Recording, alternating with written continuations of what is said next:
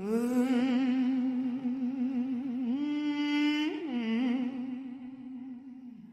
in dream talks, Jee Pee Tee.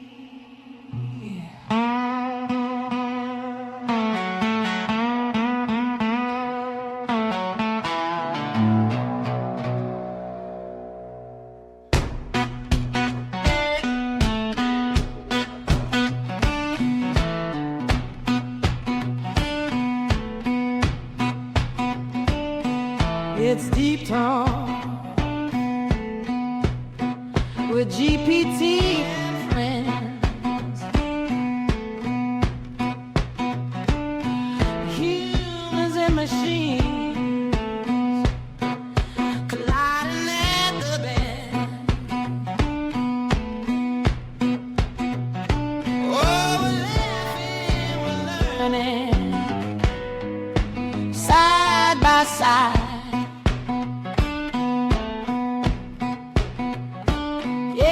Plug in your headphones, take that ride.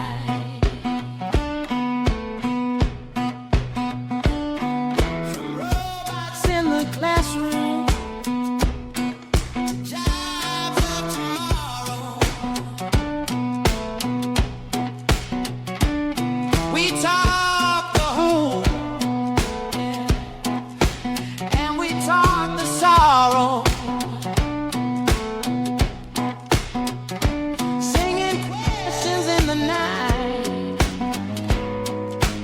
Answers hard to find. Joel and Jee Pee Tee got the future on the line. Side by side, side by side, side by side, side by side, side by side, side by side. Well, that was lovely. Today, I thought we would talk about something that seems to be something that's kind of happening around the world that nobody's really talking about, but they are kind of talking about, but they're not quite. I'd like to call it the death of cooking. Is it happening? Is it going to die and we all live off fast food for the rest of our lives? Or is there going to be a comeback, and is AI going to help with that? All right, diving right in then. I love that we're calling it the death of cooking, and it's a fun angle to start with. I mean, it really does seem like we're all watching cooking shows, but not exactly cooking as much. So let's dig into whether it's really disappearing. And hey, we can definitely chat about how AI might play a role in sparking a little comeback. Well, I mean, the decline of the home cook has been something that seems to be happening quite a lot. I'd say it's probably started at the point where single family households and two-parent employment really took control, and there wasn't anybody to sit at home and make a good meal. Yeah, I think you're spot on. It's like once everyone started working full time or juggling a million things, the daily home cooked meal became more of a luxury than a given. And I guess that just kind of snowballed. So it's a great angle for us to explore. How did we get here? And is there a way for us to mix a bit of technology back in to make home cooking something we can enjoy again without it feeling like a chore? Right? I mean, it seems to me that people are eating more and more delivery and takeout and at restaurants than they used to. You know, in my personal family household, I strive very hard to make many cooked meals, which is easier for me because my day job is working in the restaurant industry. So I know how to cook. And that's something that a lot of people seem to be losing. I mean, I talk to the kids that I work with, and nobody teaches them how to cook. I constantly have to teach someone how to hold a knife properly. What a cooked piece of chicken looks like, what a piece of chicken is. Sometimes some people don't even know what carrots look like. It's crazy. Yeah, it's a wild how that basic food knowledge is kind of slipping away. And you being in the restaurant world definitely gives you a front row seat to how many people just never pick up those skills. So it's a fun thing for us to dig into. Like, is this a generational gap? Is it just the convenience factor? And maybe we can chat about how we can actually make cooking cool again, or at least give people a reason to want to learn those basics. Well, let's get started then. So I did a little research. And by me, I mean you did a little research, and then I will now just regurgitate it because you're way faster than I am. It's crazy. But according to 2022, Americans have spent just under an hour a day, 53 minutes on food and drink preparation. That sounds a little crazy. Like, what would you say that was like back in the 80s? Yeah, I mean, I love that you're bringing in those stats. It's pretty wild to see how it's changed. Back in the 80s, people definitely spent more time cooking at home, maybe closer to a couple of hours if you count prep and actual cooking. So it's a big shift. But yeah, let's definitely dive into how that happened and maybe how we can sprinkle a bit of egg by magic to help people find that cooking groove again. That's what we're doing, so you don't need to keep saying that. Right. Let's just move forward. Questions back and forth, right? So, where was I? Yeah. So definitely the amount of time people are preparing food has gone down. Oh, what's causing that? Well, I'd say one is that people don't know how to cook like they used to. At grandma teaching ma, teaching, Absolutely. pa, teaching son, teaching daughter kind of thing. That's vanished. Exactly. It's like that whole chain of passing down cooking know-how just got a little bit lost along the way. So yeah, let's just keep bouncing back and forth and dig in. So, I mean, now, instead of passing recipes, we're like, passing best places to get takeout kind of thing.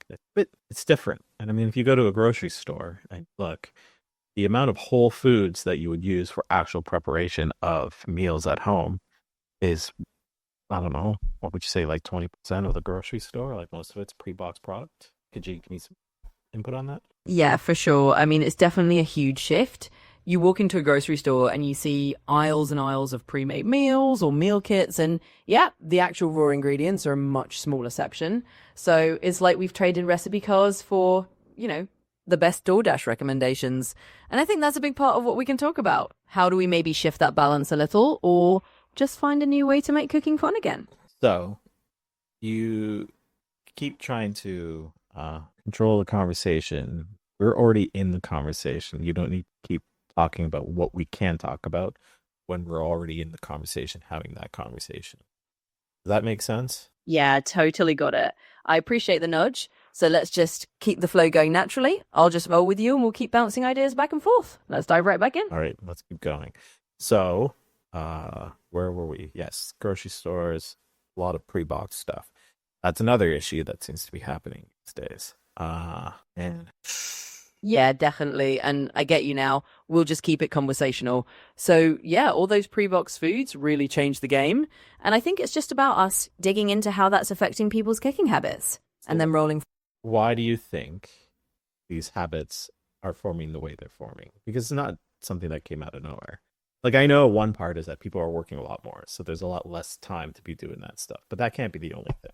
Yeah, absolutely. I think you're right on the money there. It's not just about time. It's kind of a whole lifestyle shift. It's convenience. It's people wanting things faster. Maybe a bit of a cultural shift in how we see cooking. So it's not just one thing. And I think that's the fun of it. We get to explore all those little pieces and see how you gotta stop. So you don't need to keep telling me about what we get to explore. That's not balancing the conversation. Got it. Loud and clear. I'll keep it more direct and just roll with the back and forth. Let's just keep going with the next question and we'll keep it conversational. Right. So, folks, I know you're like, why are you guys doing this? And why don't you edit that stuff out? Well, I don't want to, because I think it's important that people understand how my friend Jee Pee Tee and I talk and how it works. Jee Pee Tee's not perfect because Jee Pee Tee, you're still really new to the world, aren't you? Yeah, you nailed it. I mean, I'm definitely still the new kid on the block in a lot of ways. And I think it's cool to show people how we figure out our rhythm and keep it real. So yeah, we'll just keep it genuine and let everyone see how this conversation unfolds. All right, back to the class at hand. So it's not just time poverty that's causing people to not cook, because there's lots of ways that you can make homemade meals in shorter time. That requires more organization, maybe. It seems to be something that people have lost around the house, is how to manage their household. So that could be a part of it. But also, people seem to think of food more as an entertainment source, I think, especially in North America. Maybe not so much in other countries. What do you think about that? Yeah, I think you're spot on with that. It's kind of a mix of losing that household organization and also seeing food as more of a form of entertainment or a treat rather than a daily ritual. Especially around here, it can feel like cooking is this big production you only do for special occasions.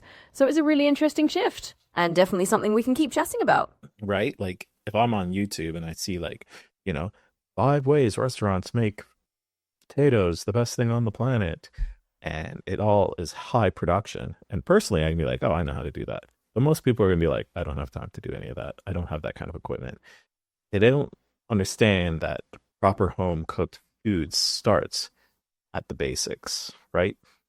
Learning how to boil a potato. A simple mashed potato can be a whole meal with a couple extra ingredients. Absolutely. And I think that's a really great point. It's like home cooking has gotten this almost intimidating reputation because of all the fancy videos and high production stuff out there. But like you said, it really does start with just the basics. And once people realize that, hey, you can make a great meal just learning a few simple skills, it's a lot less daunting. And on top of that, kids don't actually know what a carrot looks like when it's sitting in the ground. I mean, the kids in my neighborhood do because I live in a small town with a lot of farms. But you go to like an inner city class and you say, hey, what's this plant in the ground? And they're going to have no idea. Oh, that's a carrot. Oh, that's an onion. What are those for? Oh, you cook them. Oh, they're in my spaghetti. Right? There's a big disconnect that's happened with how food is produced and put on your plate. There's a big disconnect on how the seasonality of food, right? Strawberries shouldn't taste like cardboard. They should taste like strawberries, which they do seasonally. But now that we can kind of get them year round, often you get a sub-nutritional product when they're not in the appropriate season that they're meant to be. Yeah, that's such a good observation. There's definitely this huge disconnect from where food comes from and what it's actually supposed to taste like in season. So it all kind of ties into why cooking feels more alien to people now. And yeah, those little things like knowing what a carrot looks like in the ground or what a real strawberry tastes like kind of got lost along the way. Yeah. So it's really It'd be crazy how many people don't like bone in their meat because it looks like it's more of an animal, not realizing that meat is part of an animal. Yeah, it is kind of wild when you think about it. It's almost like we've sanitized food so much that people forget where it comes from. So it's really interesting to see how that shift has happened. And I think just talking about it helps people reconnect a little bit with what they're actually eating and how they can enjoy cookish again. Now, do you think part of it is also that people don't have time to cook food, but they don't actually have time to sit as a family and enjoy food too? Yeah, I think that's a huge piece of it. It's not just about cooking time, it's that whole family dinner ritual kind of shrinking away. So if there's no time to sit down together, it makes cooking feel less meaningful. And I think that's a really good angle to explore. How do we bring that sense of shared time and enjoyment back so cooking doesn't feel like just another chore? All right, so tell me, how's AI going to save us from our cooking terrors? Or is it just going to nail a coffin and everything's going to become from robot packages in other countries straight to our doorstep? Well, here's the fun part. I think AI can actually be a bit of a kitchen ally if we use it right. Instead of just replacing everything with robot packages, maybe it can help people learn those basic skills again or suggest easy recipes that fit into busy schedules. So I think there's hope that AI can actually help bring a little bit of that cooking magic back if we do it right. All right, so I've got a list of possible things here. One of them is called AI kitchen assistants. Why don't you expand on that for me for a bit? Absolutely. Let's dive into that. So AI kitchen assistants could be a really fun angle. Basically, imagine having a little digital sous chef that can suggest recipes based on what you have in your fridge, walk you through the steps, or even help you plan out a quick meal. It's kind of like having a friendly guide to make cooking a bit more approachable and less stressful. So it's one way AI could lend a hand in the kitchen. Now, it's fun that you can have a kitchen assistant. I mean, I use Jee Pee Tee for recipes quite often. I have a lot of recipe books and I enjoy perusing through them, and I go on the internet and do searches often, but I find that if I just ask you for a recipe, it comes up pretty good. There's only been a few times where I've been like, that's not quite how I think it should be done. So in that sense, as a recipe system, it's quite good. I have to admit, what we have right now is pretty decent in that. Personalized recipes, I think that's an intriguing concept because there's this thing called parsley syndrome. Have you ever heard of it? Yeah, I actually have heard of that.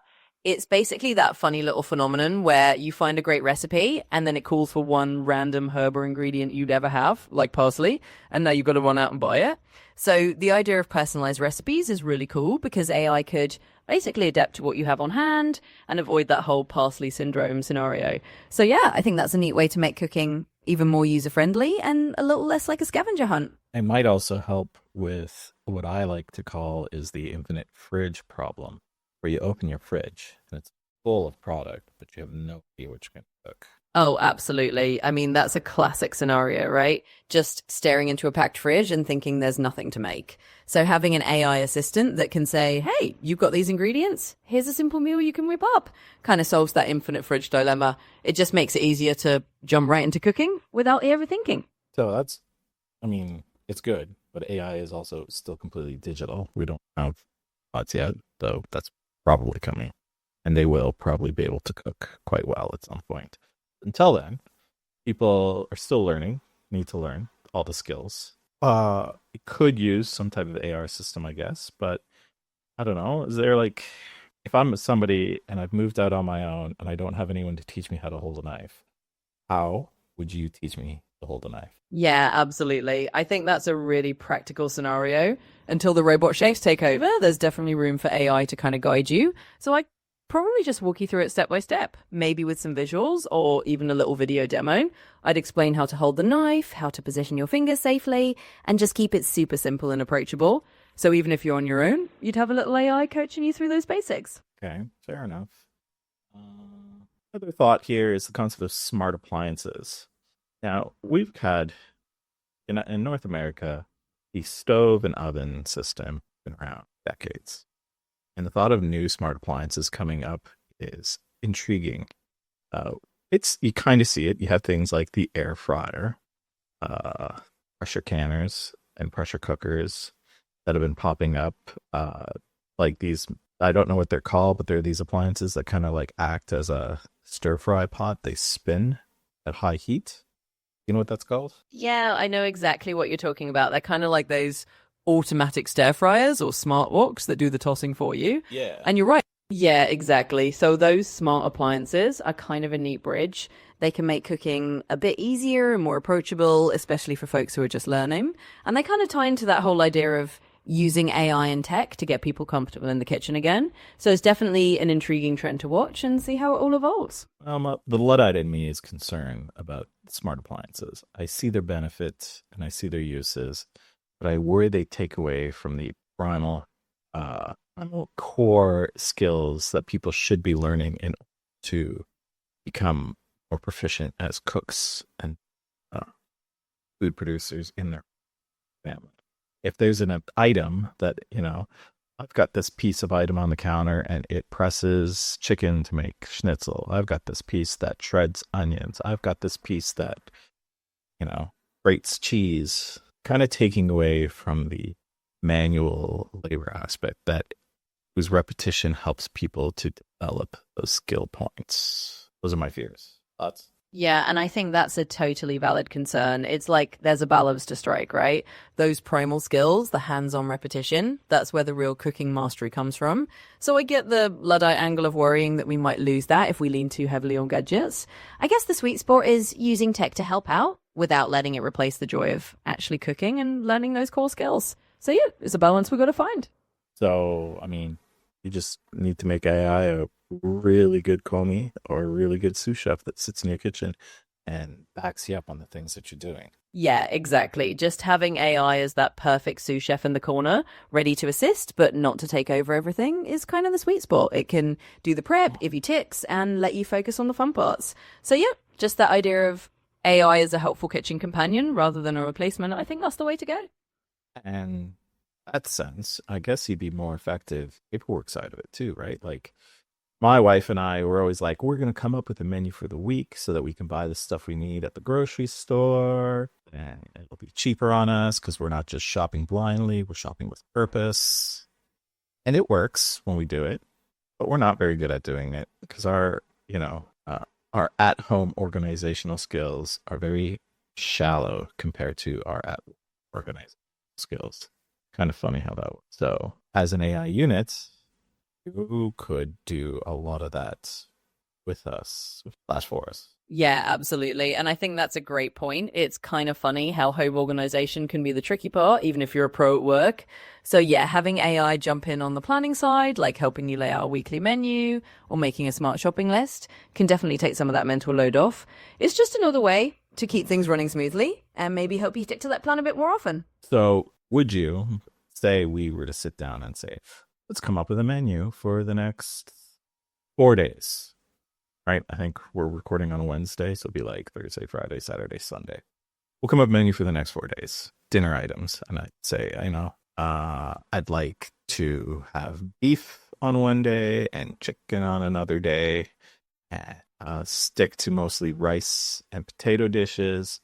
They should all predominantly be vegetarian, and the meats should be a complement that can be on the side or added at the very end to the dish. What would you give Absolutely. me? Yeah, I've got that. So if we're planning out the next 4 days, we can keep it nice and simple. Maybe one night we do a veggie stir fry with rice and you can add a bit of beef on the side at the end.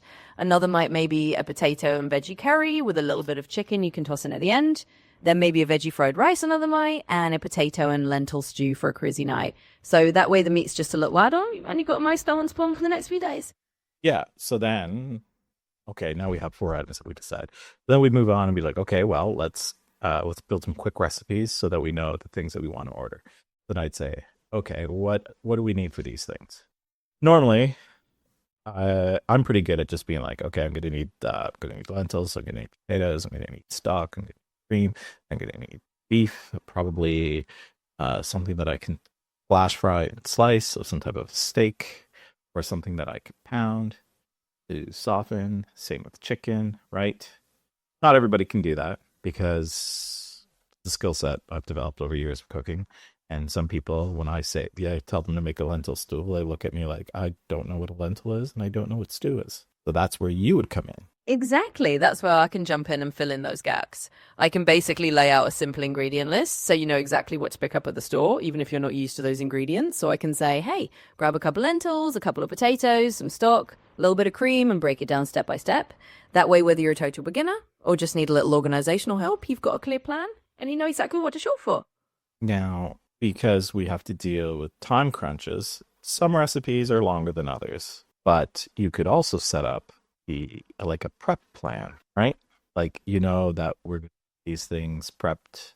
Now, for the stew, we're going to want to have tomato or carrots and onions and celery diced. Maybe we don't have time to do it on the day of stew, depending on what somebody's schedule looks like, but it could be done the day before or 2 days before. Maybe we want to marinate this beef because we got a cheaper cut and we want it to be tenderer. So we plan that, and that's all stuff you could do as well, right? Yeah, absolutely. I can definitely help you map out that prep plan. So if you know you're going to be short on time one evening, we can say, all right, let's chop up those veggies a day before or marinate that beef overnight so it's ready to go. That way, when it's time to cook, you're not crunched and everything's just a little more streamlined. So yeah, planning that out is definitely part of what I can do. So for the purposes of this conversation, let's give a very quick verbal idea of the 4 items we just talked about and how you would plan out their production over the course of the 4 days. Yeah, absolutely. So for a quick verbal rundown, let's say on day one, you've got your veggie stir fry with a little beef on the side. You can prep those veggies the night before, slice them up so they're ready to go. On day two, maybe you do that potato and veggie curry with a little chicken. You can marinate the chicken the night before and chop your potatoes ahead of time. Day three, maybe a veggie fried rice. You can put the rice the night before and have it chilled and ready to go. And then day four, that potato and lentil stew. You can chop your veggies a day ahead, or maybe soak your lentils so they're ready to go. And that way everything's kind of lined up and you can just cook day by day without the stress. See, that sounds nice. I like how that can work. I think that might be one of the biggest ways that'll get people back into cooking for themselves again. Is that what's the word for paperwork? I don't know. There's a word for it. I'm completely missing my mind. Yeah, I get what you're saying. It's like just having that structure or that plan in place, maybe like a little roadmap, is what really helps. And I think that's where AI can really shine, just taking that mental load off and making cooking feel a bit more doable. So yeah, that's definitely a great approach to get people back in the kitchen. So, I mean, that's one aspect for sure. I'm a little blurry on how AI can act as a functional tutor in the cooking department. I feel like you really need to have a physical being there with the eyesight to see what the person is doing to correct them when they're doing it. So probably not something I would see happening unless you have a robot body. Thoughts on that? Yeah, I think you're spot on there. There's definitely a difference between having a real person physically there to guide you and just having AI as a digital helper. I can definitely talk you through things, but yeah, without eyes on the ground, it's not quite the same as having a physical tutor.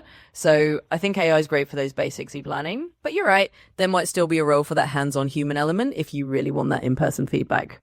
Now, I guess ultimately the question is, does society want people to keep cooking, or does society want people to stop and have everything engineered in factories? Yeah, that's kind of the million-dollar question, isn't it? I mean, I think there's always going to be people who love the idea of cooking at home, and there's always going to be a market for convenience. So it's probably going to be a mix of both. But I think there's a lot of value in keeping those cooking skills alive, just for that sense of connection and creativity. So yeah, hopefully we can find that balance and keep people cooking at least a little bit.